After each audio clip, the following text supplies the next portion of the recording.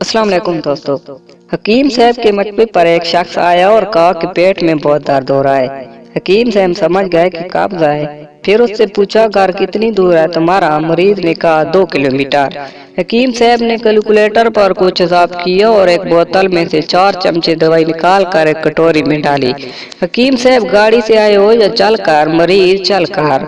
हकीम साहब ने फिर से कैलकुलेटर पर कुछ हिसाब किया और थोड़ी सी दवा कटोरी से वापस निकाल ली। हकीम साहब घर कौन सी मंजिल पर आए? मरीज तीसरी मंजिल पर। हकीम साहब ने दोबारा कैलकुलेटर पर कुछ हिसाब किया और कटोरी से थोड़ी सी मजीद दवा निकाल ली। हकीम साहब अब आखिरी सवाल का जवाब दो, घर के मेन गेट से टॉयलेट कितनी दूर है? मरीज 20 फुट।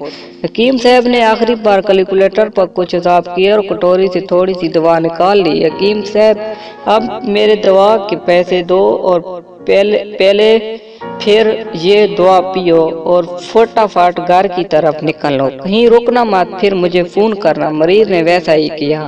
आधे घंटे बाद मरीज का फोन आया और यकदम ढीली आवाज में बोला, हकीम साहब दवा तो बहुत अच्छी थी आपकी, मगर आपने नाड़ा खोलने का टाइम कैलकुलेट नहीं किया था। हम 10 सेकंड से हार गए।